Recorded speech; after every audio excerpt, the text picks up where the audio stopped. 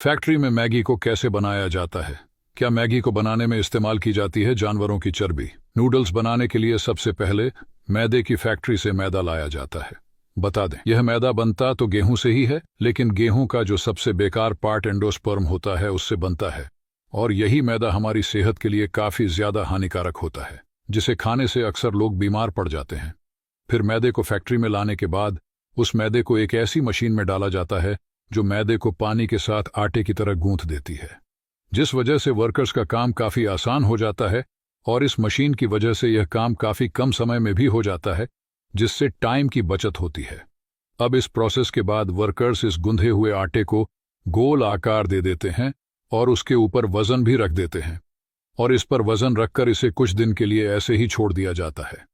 फिर वजन हटाकर इस आटे पर रिफाइंड या फिर तेल की पॉलिश की जाती है, जिससे यह चिकना हो जाता है, और फिर इसके बाद एक वर्कर इसे बड़ी सावधानी के साथ गोल आकार में काटता चला जाता है। फिर काटने के बाद वर्कर्स इस मैदे को उठा लेते हैं, और इस प्रक्रिया के बाद मैदा एक रस्सी की तरह बनकर बन तैयार हो जाता है।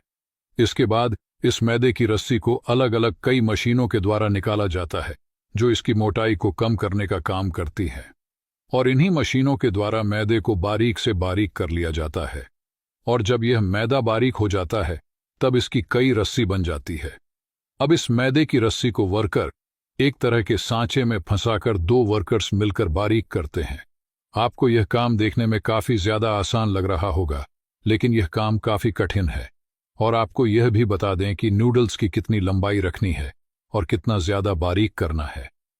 यह सब इसी प्रक्रिया में कर लिया जाता है, और इस प्रक्रिया के बाद नूडल्स बनकर तैयार हो जाता है।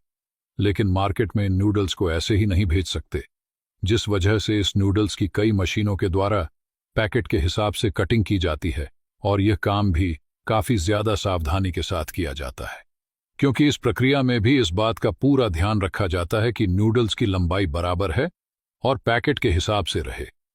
और आपको यह भी बता दें कि इन नूडल्स को पैक करने में भी काफी ज्यादा खर्च आता है। फिर कई मशीनों के द्वारा कटी हुई नूडल्स की अच्छी तरह से जांच की जाती है, फिर नूडल्स को पैक कर दिया जाता है और मार्केट में भेज दिया जाता है। आपने कई बार सुना होगा कि नूडल्स बनाने के लिए सूअर या किसी जानवर की चर्बी का इस्तेमाल किया जाता है। तो आपको बता दें, कई सारी ऐसी कंपनियां हैं जहां पर नूडल्स बनाने के लिए जानवरों की चर्बी का इस्तेमाल होता है।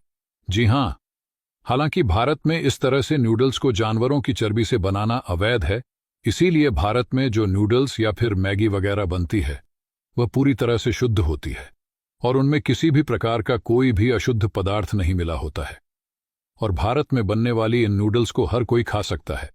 अब यहां तक वीडियो देख ली है तो फिर वीडियो को लाइक और शेयर करना बिल्कुल भी मत भूलना।